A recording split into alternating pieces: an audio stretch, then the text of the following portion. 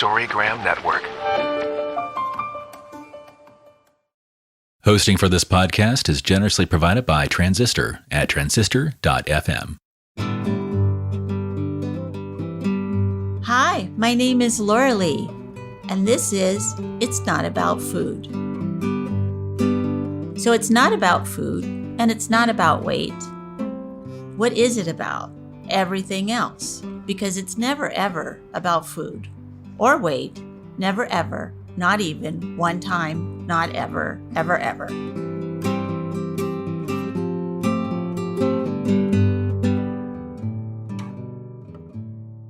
Hello everyone, it's Laurelee Roark with It's Not About Food podcast.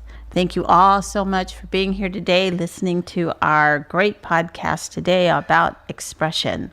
So the body love card shows the goddess sort of wiggling her booty and dancing. And so the little deer is doing the same thing. And they're sort of like being in themselves, expressing who they are, what they're doing. And by the light of the moon, it looks like. So it says on the back, expressing our feelings and ourselves is the only way to live our truth in our bodies, hearts, and souls. Many times we have been taught that to express our feelings is harmful to others and ourselves.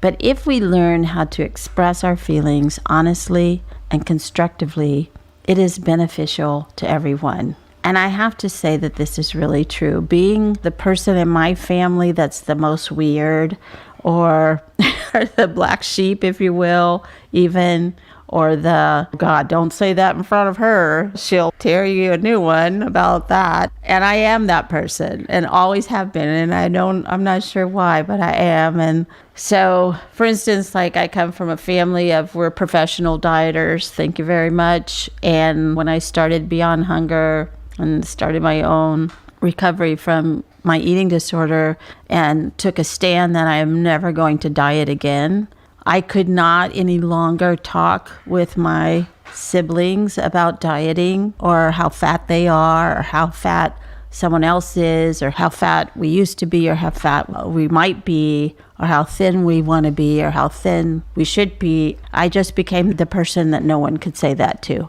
anymore. And consequently, we didn't have a lot to talk about because I realized in my family that's what we talked about, what somebody looked like, especially how fat or thin. And my whole life was about that. If I was thin enough to be okay, and I was always searching for that perfect way that I could eat so that I would be ultra thin. And when I really stepped into my truth about that doesn't work, and I need to give that was the addiction to being thin for me, even though I had other addictions for sure, but that was the main addiction. And so when I had to give that up, it felt like I wouldn't be able to live in the world that we live in. And I had to express those feelings, and I had to let myself be okay. And I had to look at my own isms, my own racism, my own sexism, my own ageism, and my own fatism. I had to look at that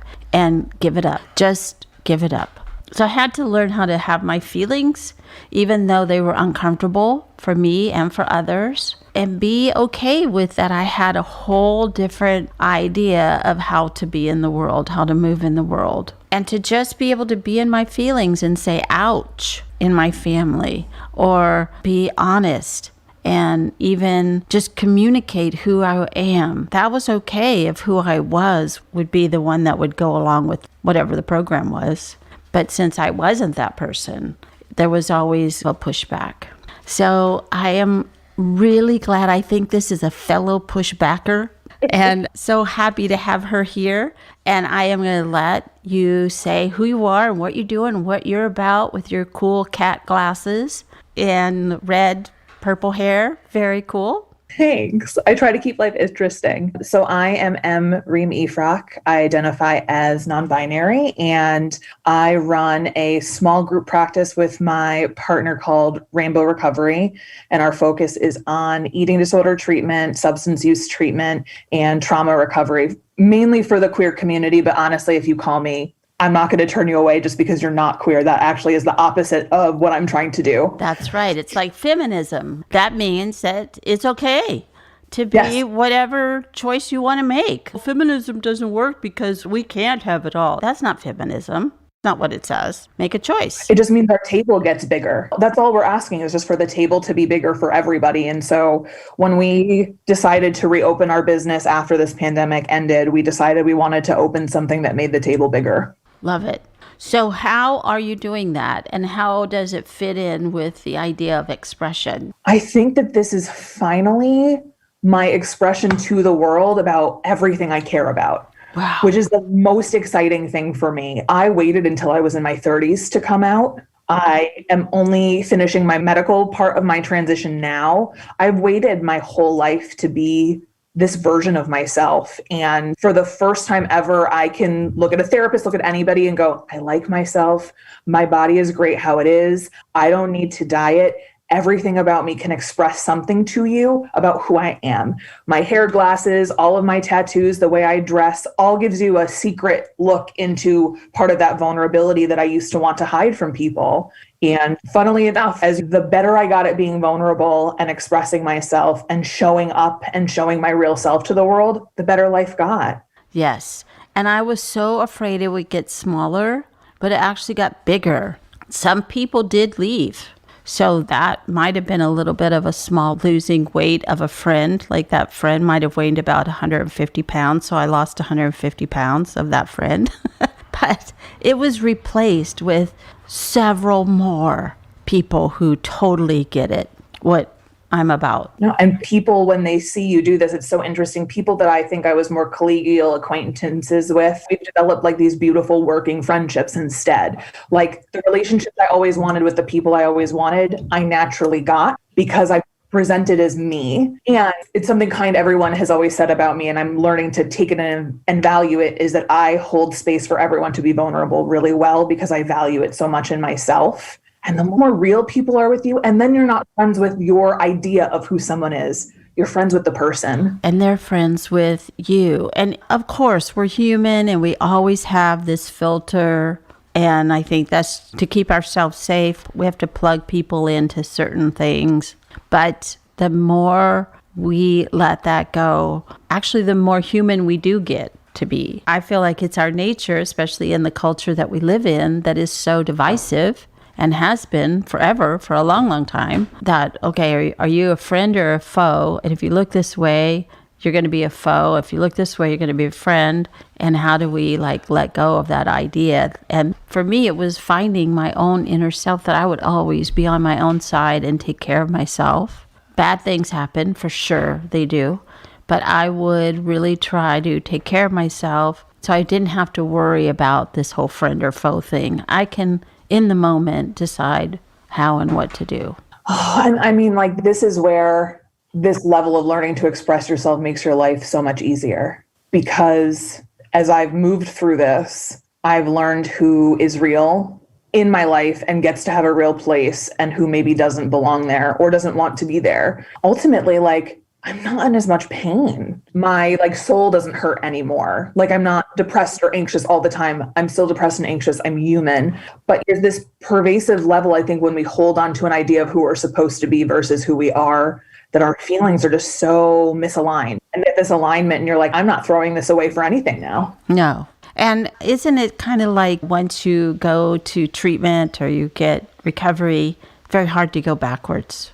Like once you know, and you can maybe pretend you don't know, but you still know. And so it doesn't work. I always look at it like I was a big calorie counter. That was my thing. My whole thing was I would restrict by counting calories, and then I would exercise a ton. And I was a math genius. I can now do taxes and money and things I never knew I could. And I didn't learn it from math class. I learned it from my eating disorder. That's exactly right. I always say that. Right. And what's interesting is now when I have a thought about, oh, these clothes feel uncomfortable, I don't feel great in my body, something's wrong, no longer is my first thought, better download that calorie counter again, better write out what you're eating and make sure you're doing the right thing. No, now it's have you painted today? Have you written something? Like, what have you put into the world today that will remind you like your place is here? Yeah. When my son was younger, I don't know, maybe 11 or 12, we went shopping for pants. And he came out and he said, well, I think this is my size. So he took 3 or 4 different sizes into, and he comes out, he goes, none of these pants are okay. They don't fit. It was the pants' fault. But me, as a professional dieter, it was my fault if the pants didn't fit. Like you failed the clothing. I failed at clothing. Yes. And what was also so weird is that there was a tailor right there. Do you need it taken up in the length or maybe in the waist a little bit? That's never in the department that I shopped in. Anyway, so that was a huge lesson. It was always that he outgrew it, which was fine with him, or it just didn't work anymore. It was never, oh, I have to go on a severe diet in order to fit into these pants the rest of my life. It's like when you think about it, even the best pair of jeans is not going to last you your entire adult life. So why try to change your body to fit into them? No. I tell my clients, like they'll say, well, I don't fit into the clothes that I used to be able to wear. Do you fit into that little sleeper that you wore when you first came home from the hospital when you were born? No, because you grew. We grow, we change. That's what happens. Agreed. I think part of where diet culture has done a really good job of hooking into us is that human beings' whole lives are about change, and yet we're so uncomfortable with it. And you have to almost embrace that you are going to be uncomfortable at least 50% of the time in your life. Yeah, and that's good.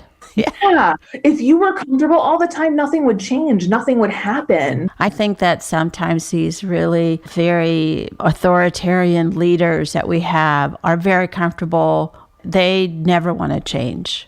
So they are okay with never changing. And the rest of us are all changing all the time, and we're not comfortable with those people not changing. It's scary when you watch someone be comfortable sitting in place while you're moving, and it's much more noticeable.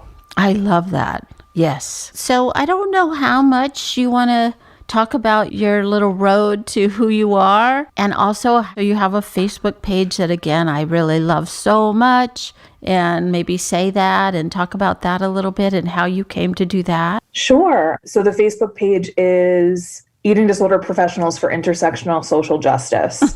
I know it's like very wordy. I have had a lot of negative experiences within the eating disorder landscape and a lot of very good ones. The good ones I have had has been like through my work with Project Heal, all of the providers that are a part of that network. I've never met a Project Heal person that I don't want to be my best friend. Genuinely. So far, it could change because everything changes. But I had experiences at some other bigger eating disorder organizations where I faced some like passive aggressive transphobia, where it became really clear to me that it wasn't really about me or my identity. When I stepped out of personalizing it, I was like, you all don't like change or different. I can't be a part of things that don't like change and different because I only know change and different and how healthy it is. So I wanted to create a space for those of us that really valued studying the intersections for our clients and ourselves. I might be non-binary and trans, but I'm still a white person. I'm middle class. I own a house and a car. I have a partner who presents as male. We can pass as a cis couple whenever we want.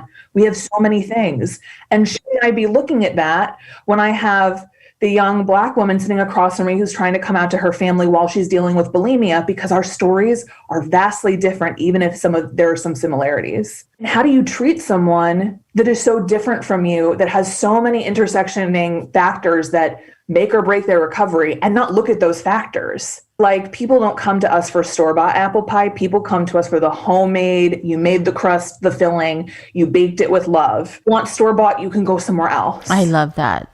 It's not really one size fits all here, because like it never fits all, for instance.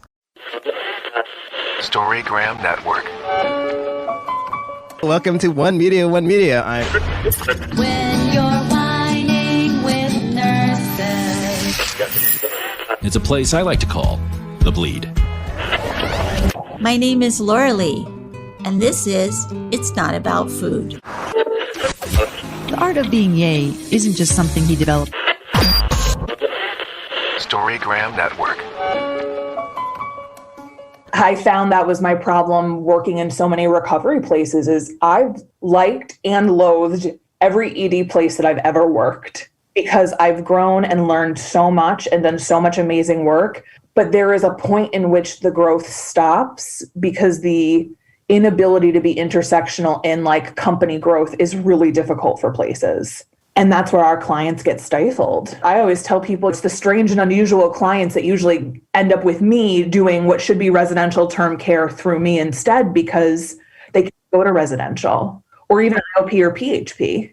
Wow, it's so interesting that you're showing us a little snapshot into that world, because I don't think that many people get that. At Beyond Hunger, we farm people out, if you will. You know, we don't have that. We don't have a IOP. We have none of that. We have support groups, and I also do peer education where I teach young people how to go into schools and talk about this issue to other high school students. And that's been going on for about 20 years. And the Beyond Hunger's been there since 1988. But when somebody needs a higher level of care, I have a list of people that I like, that I send them to. And a lot of times the feedback that I get back from people is that didn't really work for me, and this is the reason why. Well, I take them off my list, because if they didn't see the person underneath the eating disorder, then what are we doing here? And I think that's where my frustration with our field and the intersection of my own journey plays out, because I, at a really young age, was with a therapist. I will not say her name. I will never forget her name, because she told me to keep my identity to myself. Oh, nice. At the same time that I was starting to have what I look back on were not actually my weight concerns. It was the extended family in my life that felt somehow being fat would mean something about me. And about them. Yes. Yeah. Was like growing up, I was like, oh, I was super smart. I was creative and talented. I never doubted the internal part of myself. It was always external. So from that point on, it was like, well, if I can't be myself, if being trans or non-binary or whatever the word was at the time was unacceptable, then I needed to learn how to become acceptable. And eating disorders make us acceptable. As long as it's an eating disorder that you get thin. If it's an eating disorder that you get fat, then not then everybody okay. hates it and want you. Then we prescribe anorexia to people. That's what we do. Everybody likes the anorexic. Yeah.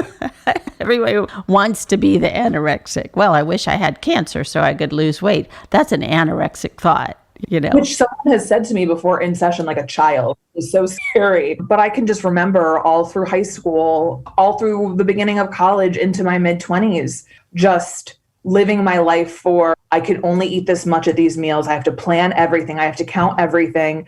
I can remember restricting all day to go out drinking with my friends. How dangerous and stupid was that, to go run in the morning? But I wasn't in my right frame of mind. I was trying to keep myself safe. As soon as I and my body we went through this journey where I ended up gaining a lot of weight. I ended up having bariatric surgery, which I do not promote to people and have very mixed feelings about that experience. I'm half of what my body weight was, and a lot of my mobility issues are gone, but there's so many other issues. I don't know if it was a fair trade, but it was a choice I made before I knew what I know now. What all of it did was I eventually had to let go of that eating disorder. And when I had to let go, the real me, that therapist had suppressed all those years ago. Boom. Said, hey, do you still want to be this person? You are still able to be this person because you didn't die. You didn't die. So there's still an option. And everyone, part of my privilege is I just found my person. The person that I'm married to is my person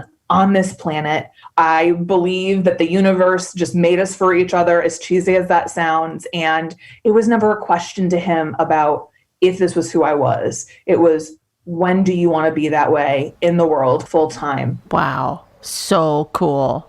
The best. Yeah. In fact, the more I've moved into my process, he's expanded into treating people looking for their own gender affirmation process and walking clients through it based on what we went through, and realizing how important it is to have someone who can tell you that you are perfectly imperfect just how you are. Yeah. This goes with the whole thing is the heart loves who it loves. The heart doesn't see, well, this doesn't show up as my pictures of us in a black tuxedo and a white dress. Maybe it does, but maybe it doesn't. And what does that mean? Or maybe I'm in the black tuxedo and he's in the white dress. I mean, maybe that's okay too. I mean, the heart loves who it loves. And I always, ever since I heard that, this is actually the anniversary of the love case, the black woman and the white man in the 50s that went all the way to the Supreme Court for the right to be together. Like, how courageous is that? I know. And it's definitely one of those stories that I keep very close to my heart. My partner's also originally from Israel, so we always joke, if that case hadn't passed, where would we be? He is white presenting. There is a reality to those things on paper. But then we realized we got married before I came out. So on paper, on our marriage license, I'm female, he's male, we have no issues. Like everything that we did, we almost did before this, almost like we knew there would be trouble if we didn't. And I always think about how brave it is to not wait, right? To say we're going to get married, so we're going to go to the Supreme Court because we should be allowed to get married. Absolutely. But you're already there. You just got in under the wire.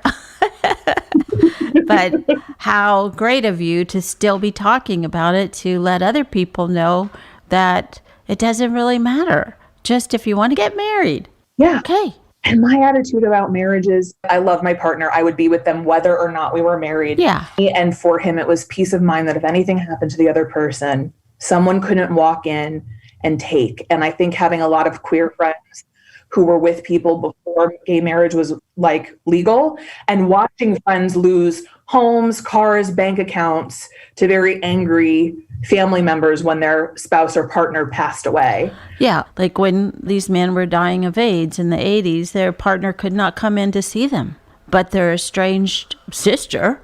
And could stop their partner from coming in, which is, of course, the worst part at the end, to not be with your person. Yeah, I love that it's sort of like whatever your person is, whoever that person is, that's just your person. We're both going to change and grow. Gloria Steinem once said, the reason why I've never gotten married is because I don't live well in captivity. And then she met her person and she said, I don't feel captive. I feel love. And she got married and she could change. She could change. We can all change. And we're supposed to, right? We're supposed to, yes. The reality is growth is only an issue when the person doesn't grow with you. And then were they ever your person in the first place? Yes. We should have another podcast about that. Because and a whole other podcast just about how to choose the right ED treatment, or, what to do about that, and how do you present yourself, and how do you transition, and you're one little person, and these are a lot of big issues that need to be talked about for sure. I care about all of them. And my hope through my work will always be, if more people just learn that these things exist, that these problems exist, and they take an interest in just one of them, they'll come across someone someday whose life will be radically changed by the info they know. Yeah. I'm going to show my ignorance of, or my forgetfulness of, there was a movie a few years ago about a woman who had transitioned from a man and was in the middle of her surgery. And she found out, because they did a DNA test, I think, she found out she had a son. And so the movie is about her going back to meet this son. And I remember telling this to one of my family members. It was such a powerful movie and done so well and beautifully, and it was just great. The whole movie was really great. And the answer I got back, I am so happy that I just have a more simple life. It's not Steve and Steve, it's Adam and Eve. And I was like, it's time to take me to the airport. Whatever about you.